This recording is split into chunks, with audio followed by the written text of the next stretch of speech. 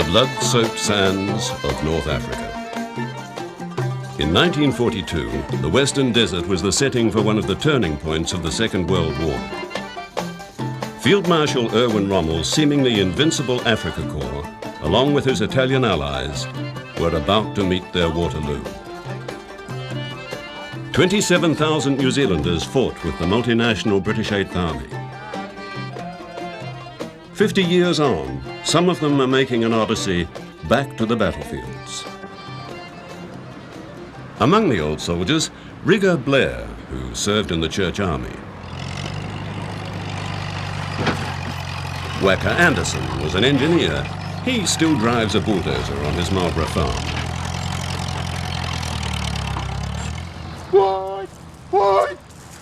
Sir Charles Bennett fought with the Maori Battalion, serving as commanding officer for much of the battle. Russell Kidd ran the German Gauntlet as a truck driver. His brother, Lindsay, was a machine gunner. Did I hit it? You hit it. A third brother, Hilton Kidd, was killed on the second day of the battle. And Mick Kenny was a foot soldier.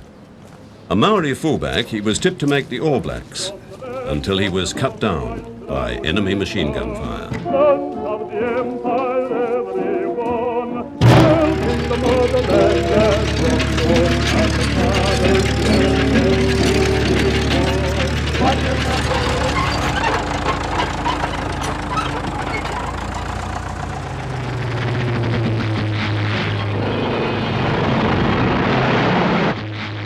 The best barrage the lot was at El Alamein.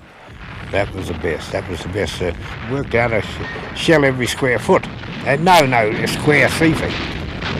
Square yard. Yes.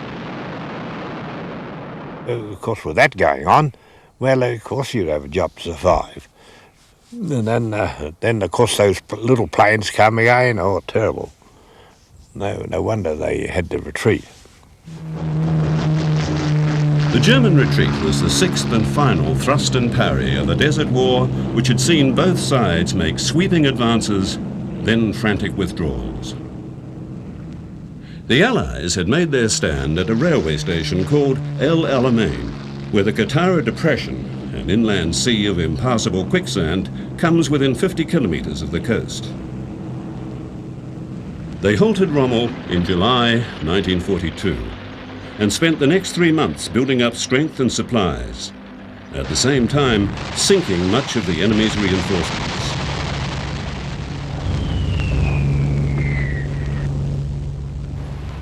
Operation Lightfoot, named because of the ring of German minefields, was spearheaded by Kiwis, like men of the 27th Machine Gun Battalion. Oh, geez, you've got to be fairly strong too. The guns come back with you, yeah? Right, now pull the trigger.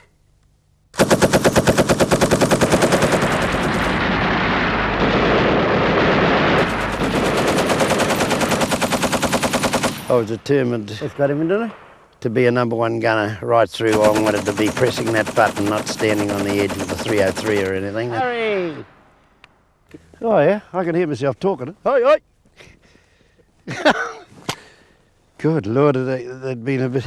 You'd have cauliflower ears in the desert in that heat with these things, eh? Sweat. Didn't make out we were very religious, but when those Stukas came in and the bombs were dropping, you lied in the trench and saw the bombs drop, and that's where we got the saying that there was never an atheist in the slit trench. I don't think there's any other fellowship in the world, and I'm including the church in this, that brings men and women closer together than the experiences of life and death situations.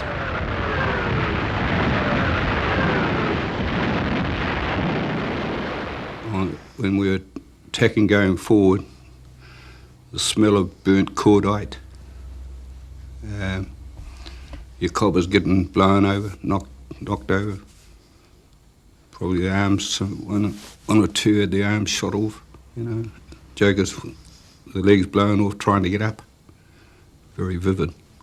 And this piece of paper here is just a detailed timings on everything that we're going to be doing overseas, where we're staying and what times we're going to get up and everything. Last time we had, they treated us as though we were young thugs. There were so many parades to attend, and We haven't got a drink yet, so we can't talk yet.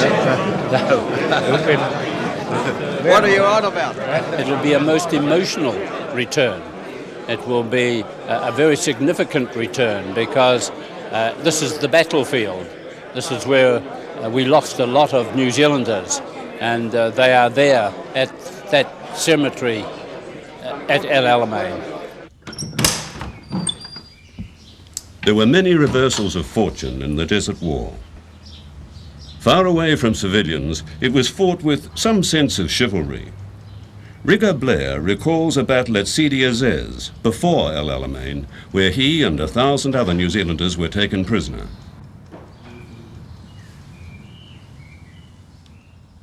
The feeling one had at that time of being taken prisoner was inexplicable. It's an awful feeling.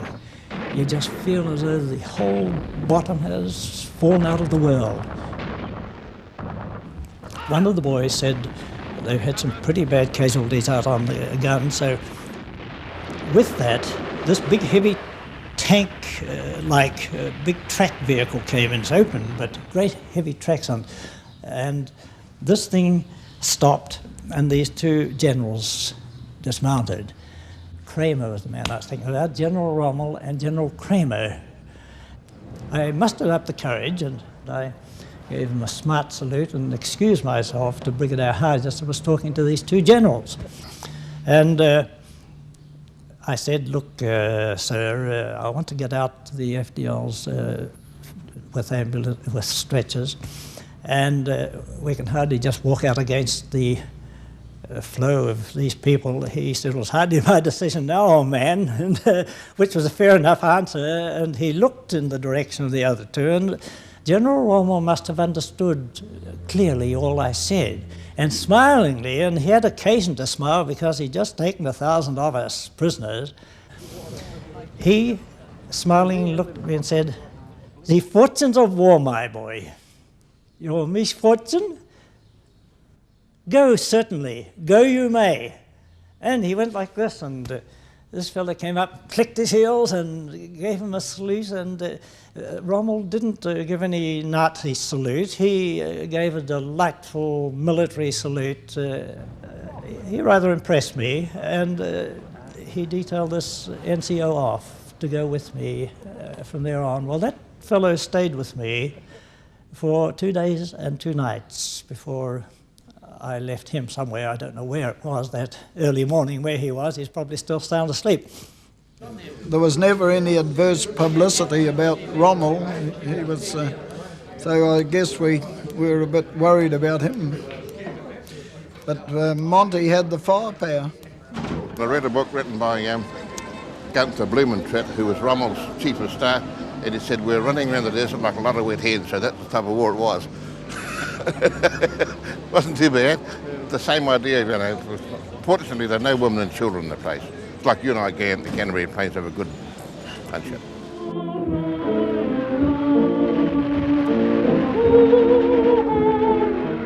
Rigger Blair buried 50 New Zealanders after the defeat at Sidi Azez, recording their names in his notebook.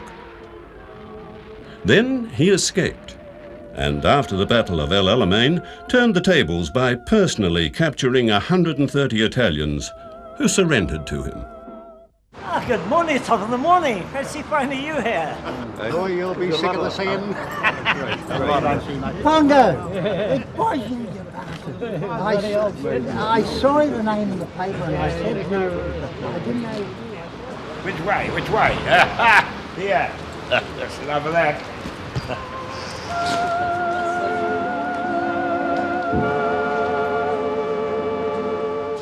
That's pilot speaking. We're now cruising at 28,000 feet.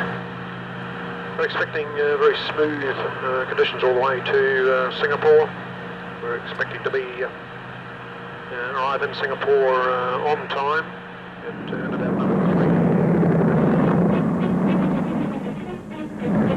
To us over here in the Middle East, today's a day of all days. It's Mail Day. This is where rugby training comes in useful. The truck speeds out from the city and into the blue on a long desert road that leads to camp. The mail from New Zealand has arrived. It used to be quite fun, packing up parcels and that. We used to have a night, everybody would get together and we'd have, so you put this in and you put that in, and go along with like a chain gang affair and fill them up. We look forward to it, you know, and of course a lot there expecting a few parcels and wouldn't get them, and they were really disappointed, you know. But we all used to share in our tent and they'd share our, you know, various ones. Out of the new world, these men come to redress the balance of the old. Now it is their turn to call the tune, ready for anything that comes along. Is it real lamb? New Zealand lamb. New Zealand lamb? It's a Kiwi lamb. Kiwi lamb. Okay, we put it on oil fire to get the satay well done. See? Well, there were good. What's that? Those chicken ones. Oh, that's Were you up at Bubbly when the Mary Battalion got the two 44-gallon kegs of mutton birds? Who was your padre? Where was it? I never saw any mutton birds. I did. Tell you the truth. I suppose the park, yeah, and they had the biggest collection of wine we'd ever seen in their lives. Try one of the dogs. You look back on the history of New Zealand, Maoris are naturally aggressive. And I think that came to the fore when ran into old Rommel and the Africa Corps. You know, we inherited from the warrior type race. Spiritual, you know. Spiritual, I think it is. I don't like saying this, but the old Italians went with 2 bob, you know. No, that's true. I remember I caught 2 or maybe 3,000 in one hit once. They just came up to me and put their hands up. I didn't do anything, you know. This is the type of bloke that you couldn't do that to the Jerry. We had Clem Park, remember Clem? Yep. He was the chief clerk. We had him in the night to check over the distance with stones, you know. Take one stone from his pocket down to the other. And I was going along with Charlie. Going over there. How are you doing, Clem? Okay, sir, okay. And of course, the millimeters come down to 8 inches. Down we go. We go along there, down we go. How are you doing, Park? How far have we gone? He was asking. No answer. I don't know. Park, how far have we gone? Oh, sir, you know. He'd used, instead of stones, there was millions of snails, you know, snail shells in the desert. He'd used those things. And as soon as we flopped down on the ground, of course, they got smashed up. They got smashed up. And they smashed them up. And of course, he didn't know where the hell we were. And I remember Charlie going from, I had to turn away and laugh, you know, in the darkness. I thought this was funny. You know, 120 paces to 100 yards, eh? When you make your attack. And when the guns lift, they lift for 100 yards. So you pace out 120 yards, stop and get down, and the guns lift. Then you start. Then you well, somebody's got to count those 120 paces, and that's what he's talking about. We went one day on a behaviour patrol, and this day a Maori came down, and he had all his battle dress undone. And he was quite nice and brown in the right places. And he looked at this officer almost as to say, "Tommy officer, eh?" And he walked past him, and all of a sudden he looked up and he saw me. And I said to him, "Murray," I said, "the behaviour patrol, do your battle dress up, put your hat on." Then the officer came over and said to the Maori, "I have a lot of respect for Maoris," he said. He said, "I want you to go back, soldier," he said, 30 paces. "I want you to turn about and come back to me, and I want to see you salute me in the proper manner, which you forgot to do when you went past me." Well, the Maoris were magnificent in their drill. And you should have seen this chap when he straightened himself up and he walked back 30 paces. He did a marvellous back turn. And he looked at this pommy officer and he said, "It'll be the bloody day," he said, "when the pommy officer can give me 30 yards and catch me." And he was gone. Rommel was supposed to have said that give him a battalion of Maori or New Zealand soldiers and the Maori battalion, he'd conquer the world, you know. Well, it's one of the biggest regrets in my life, and I say this advisedly, that the relationship that we created in the Crucible of fire overseas between Pākehā and Maori soldiers was not preserved and brought back into our New Zealand way of life. There was no such thing as racism in war. Each one was treated equally. The friendship between Pākehā and Maori soldiers was of the top order.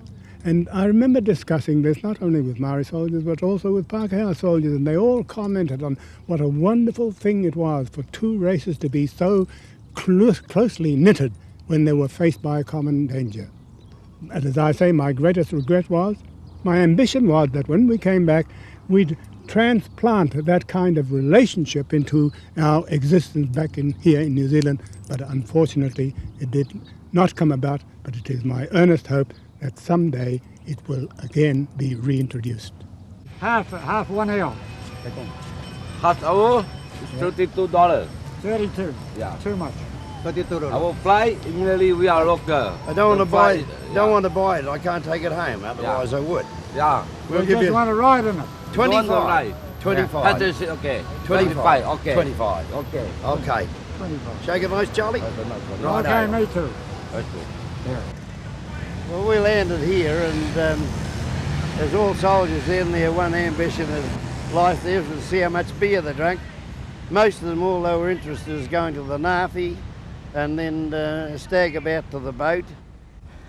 I was with the Div Cav then. We tried to get down the plank, but there was about 20 red caps there, and they tried to bar us, and we broke the bar, and they turned the hoses on us, but the whole ship broke off, and there was a naffy about a mile up the track, and we all made up there for and got stuck into the grog. And after a while, the OC of the ship came up and said if we went back and were good boys, they wouldn't put us on charge or anything.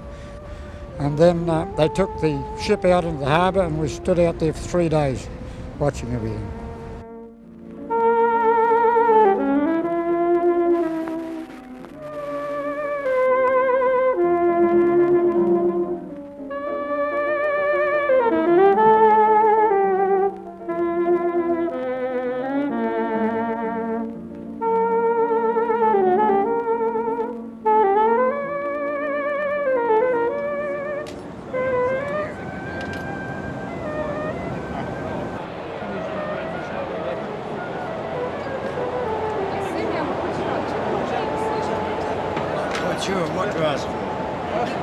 They're both really nice. Yeah, that's chicken.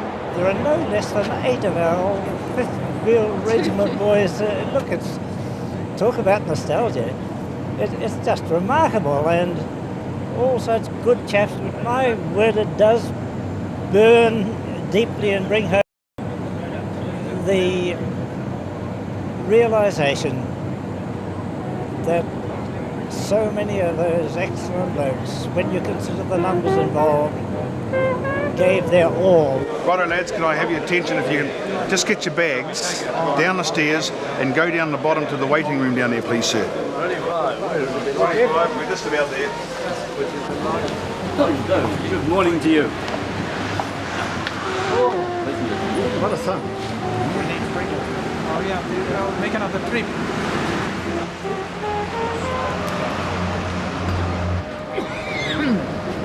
Got me in there too.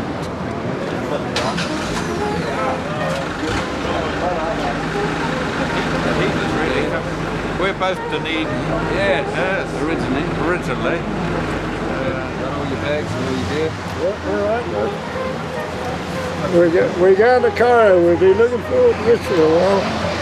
They've been to Cairo, you know what I mean. Yep, that's a drive. Full up.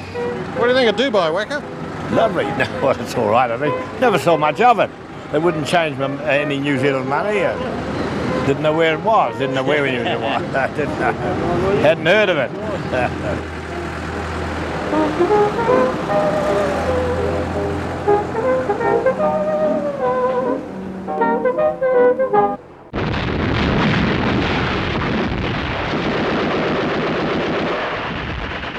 This war was something which had to be stopped. We couldn't allow this ruthless, aggressive force to go on with their brutality and their destruction and not curb it. You get a mad dog, you can only let it go so far, you have to shoot it.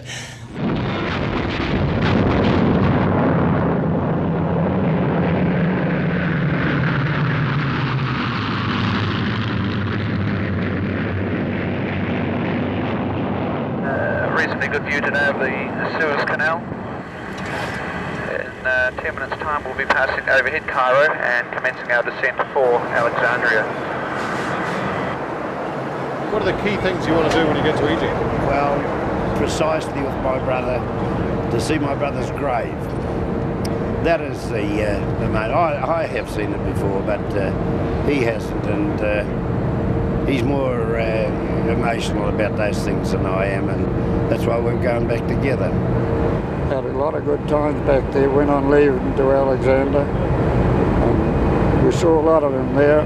And then he went into I never saw him after that until I met Lindsay the night after the 24th, and I saw the machine gunners down below us. They'd been pulling back or going up or something. And I went down and I asked if some of the boys there if they'd seen Hilton Kit. And they said, oh, his brother's just over there.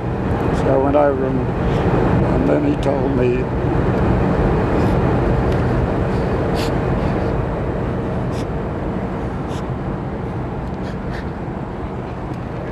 We've come up all this way up here. We're cutting across, and you can see port the sewers down the bottom before they start. And we're coming across, and there's the Nile where you gentlemen were. And there's a lot of words in there that you'd mostly know and I don't. So at the moment we've just crossed over here. You see sewers down there, or just over it, and we're on our way.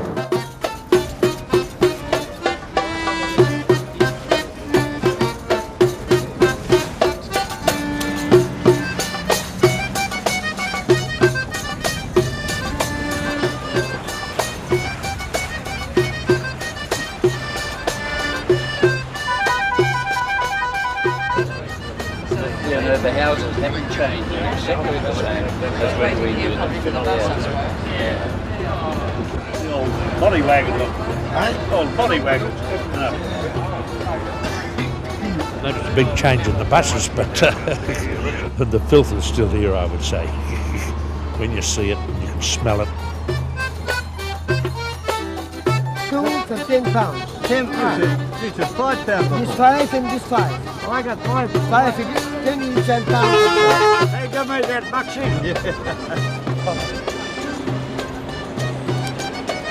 I'll give you this for good luck for you, my friend. You give it to me? Yes, why not? Bucksy. Yeah, of course, I'll give it to you for souvenir for you. Right. You've dwelt on it for 50 years, and here it's you've returned to it. And so, looking forward to it. It was important to fight that battle, wasn't it? Oh, it was important, very important. It was, well, we felt very strong. New Zealand Division, of course, felt that they were, well, superior. We'd been there for 2 years, battle-hardened, and that's the reason why we didn't come home to protect the Pacific. They raised a further division because this battle-hardened division was required in that spot. Right, this one. Now we want the Sphinx. How much is that now?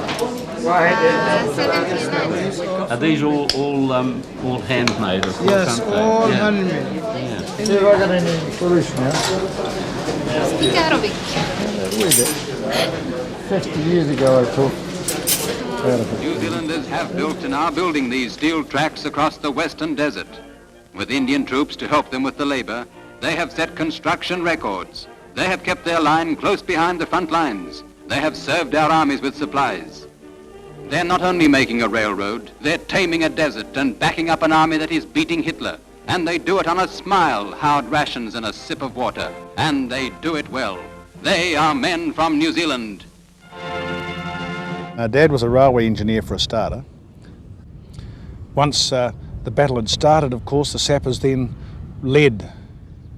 Once the infantry controlled the ground, the sappers then led by clearing gaps through the minefields for the armour, for the vehicles. And it's pretty dangerous work. Any sappers with us, old ones? What's happened, you've got the small hole in the top where the safety pin used to go. So what the lads who buried it, they pull that pin out. And of course the shear pin is still in it. The reason I asked the old sappers is the old sappers, in fact, could tell me exactly what it is. We'll have a look in that book with the rounded bottom, but I've got a feeling it's a forerunner to the British spider mine. Remember, it had a spider on the top of it? Well, their forerunner had a plate on the top of it. This is what I think it is. Now, all that's left in that mine, the TNT has gone out of it, but the fuse is still in there, so it's quite dangerous. In other words, there's enough in there to blow your hand off. In other words, you'd be going home in a telegram. So let's just all come away now, we've all seen it, eh? Or to bring it back.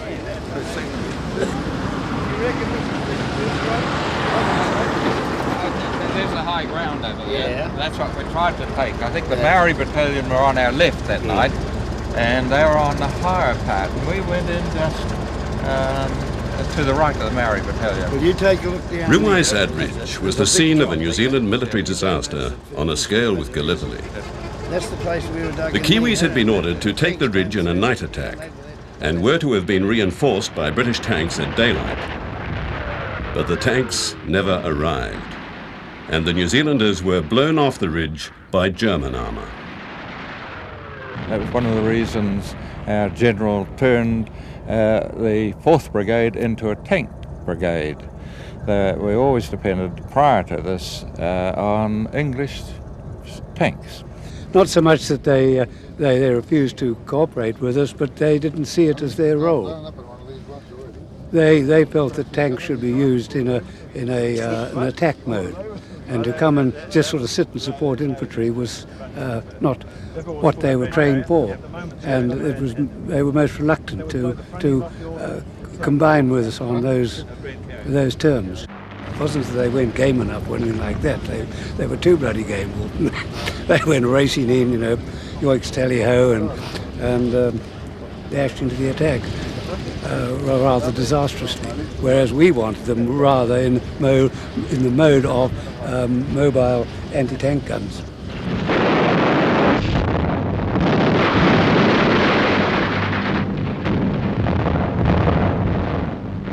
Oh yeah, we'd have to go to our own cemetery. I've seen the German one. I took photographs of it, and I remember I wrote back home, these are the good ones. Oh, yeah. They were the dead ones. You shouldn't say that now, though. You shouldn't say that. Dusk, on October the 23rd, 1942. Preparations are nearly complete for what will be the biggest artillery barrage of the war to date. It started on the 23rd. That was right on the evening. We've been camped up there waiting for the barrage to take off.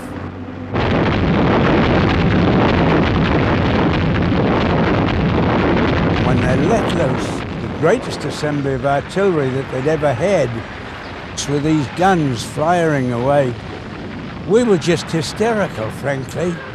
We sat back and laughed, says, thank God they're ours.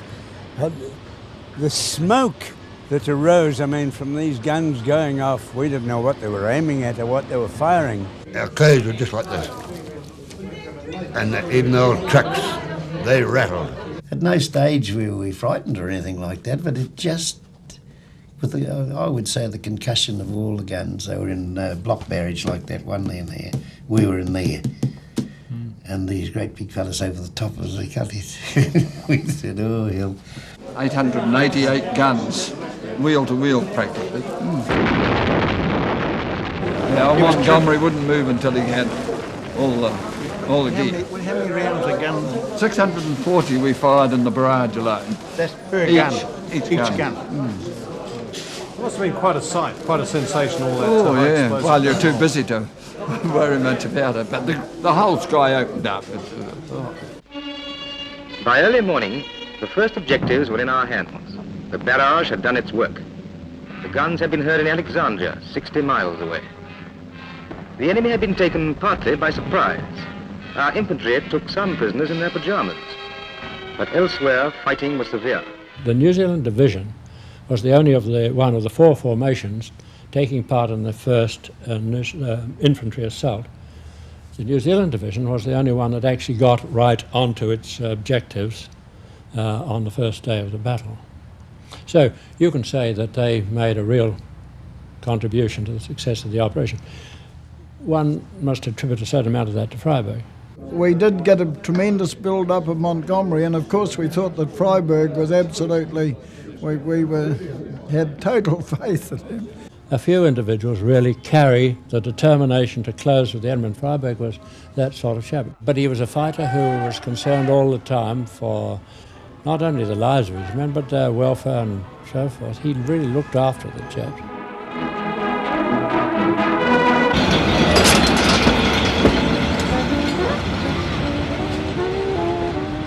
In 1942, El Alamein was just a railway station at a strategic spot in the desert. Today, the village has grown. A little.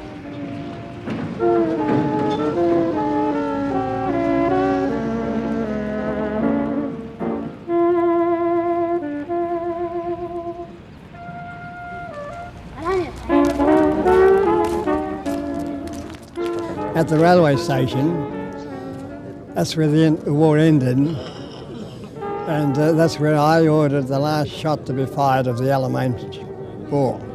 It was never recorded, but it's been accepted. We went out and got a gun that was left behind. There was two men when Rommel ran. One was stupid enough to pick up his rifle and run. If he ran that way, I'd let him go. But he ran that way behind our lines and he had the rifle, so I said to one of my chaps, bring him down low, meaning the legs, you see, and they got him through there. And that was the last shot that was fired in the war that turned the war.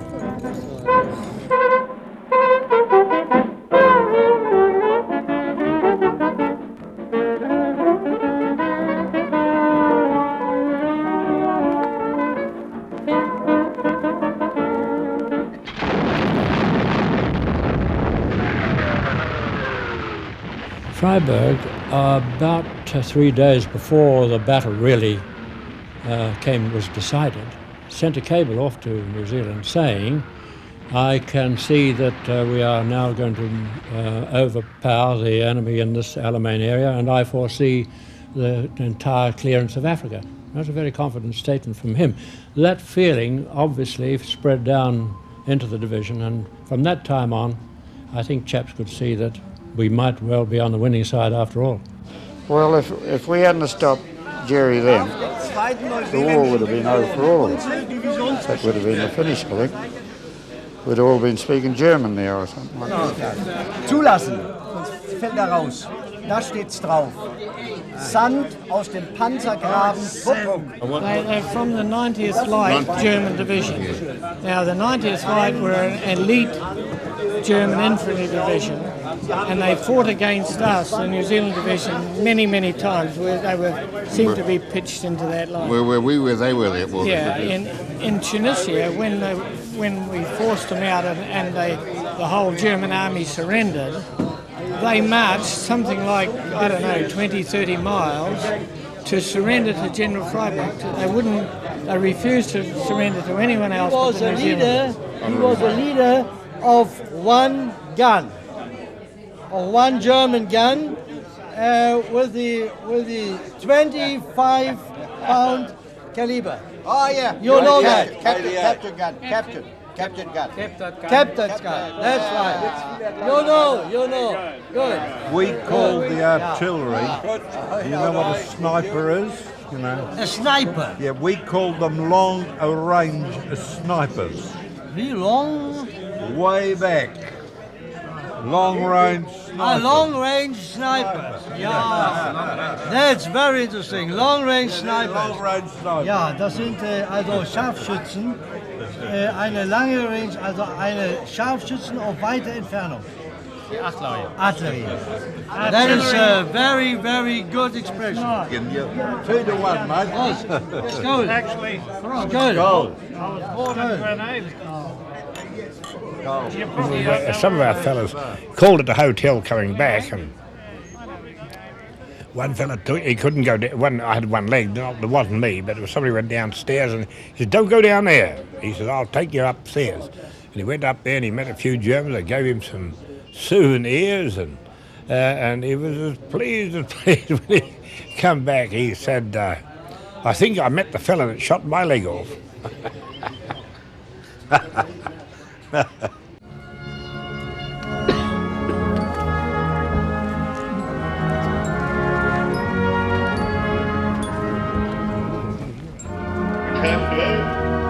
So unspeakable sorrow upon mankind. They are a warning to seek understanding, reconciliation, mutual respect, and tolerance. Military power is still being used to achieve political objectives. Peace and justice are proven foundations of the coexistence and of the very survival of nations, respecting human dignity. They were great soldiers. We all had the greatest respect for them. Wonderful fighters, wonderful fun too. Forgive us our trespasses, as we forgive those who trespass against us.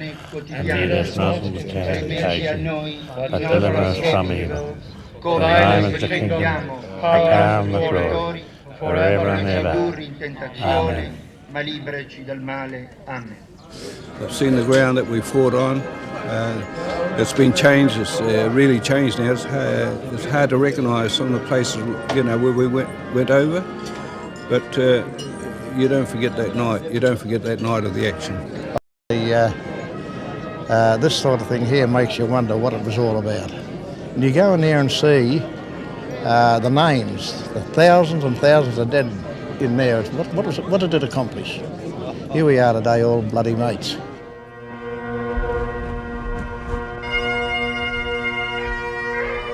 And these were kids I went to school with. Well, you never forget them.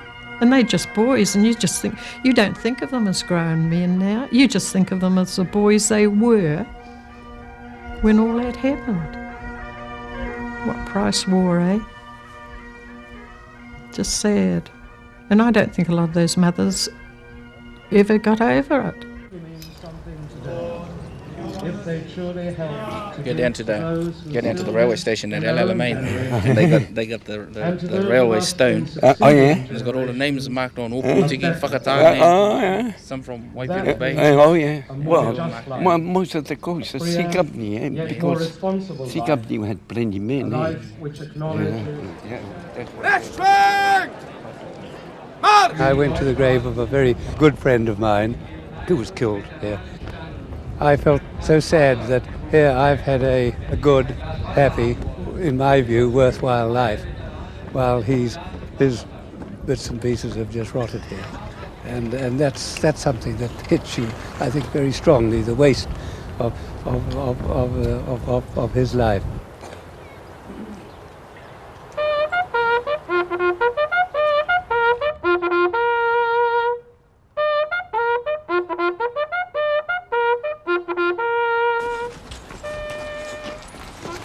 Second plot down. 1B here. 1B, so 2B down here. That's Aussies. Try it on here, right? Yeah, okay, right. New Zealand. F. 8F. See, there's the numbers there. See, 8F. Yeah, well, I want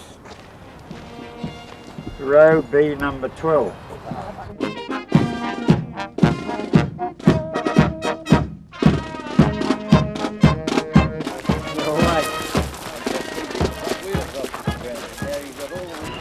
This can't be plot 2. There's Australians here now. That's Australians. That's Australia, see? There were 17,500 of ours, 27,500 of theirs. That was an awful cost of young manhood. They were only boys, men who hadn't lived. Just imagine those thousands of lives multiplied by the 50 we've had. Thousands of years poured into those arid desert sands, never to be recovered. That disturbs us. Yes, I shed tears. Lady U.D.A. Gillespie. Born the 28th of 12. That's Maori. This is his friend. We were camping in Upper. I don't know when he died, but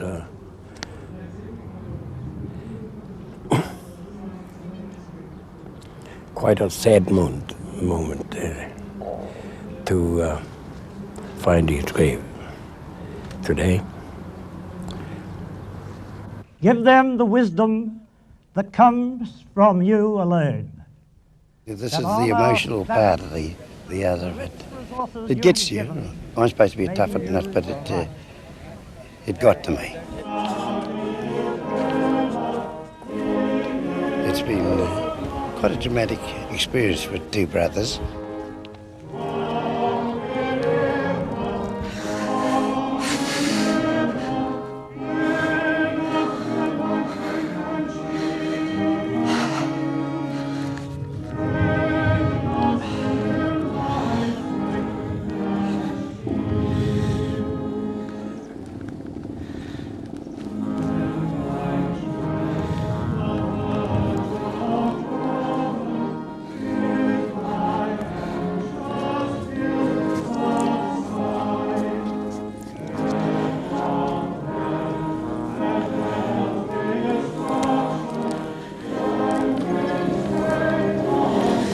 Yeah, we're right. Yeah? Have a look one here.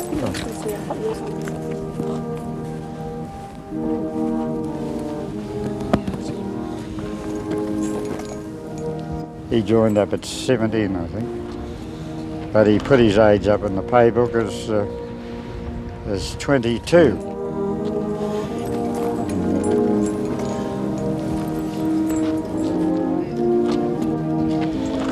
We all met together over here and had quite a good time going up to Syria, and we always met and had a few beers.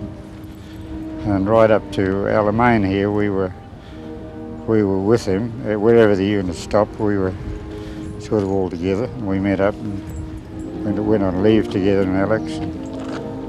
And he was a great lad. He enjoyed life.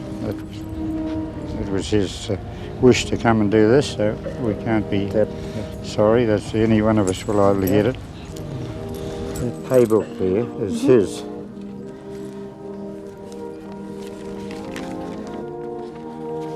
There, the date 24th 11th 1917. Well, he was born in 1921, so that made him 17 or 18 when he joined up. And when he was killed, he was 20 years and 11 months. 11 months, that's November. No, it's 10th. Was it 10th? It's the 10th month. Well, to today. It's 50 years to the day when he was...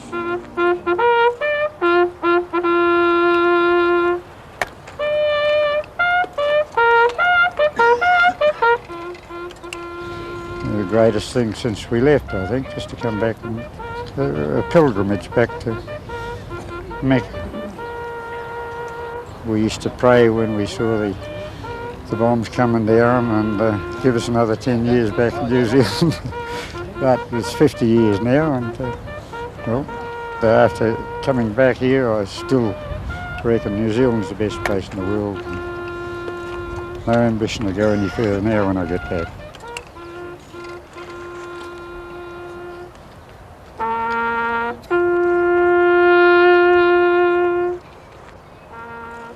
We can go home now. That's it.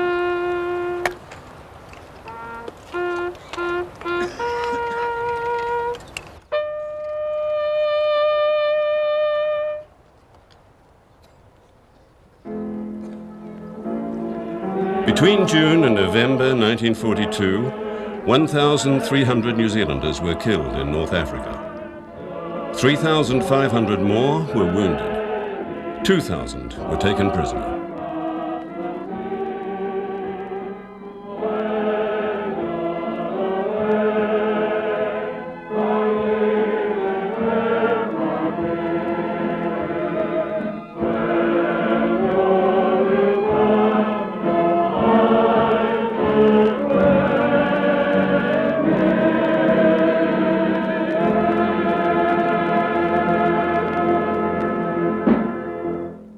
Yeah, that was good.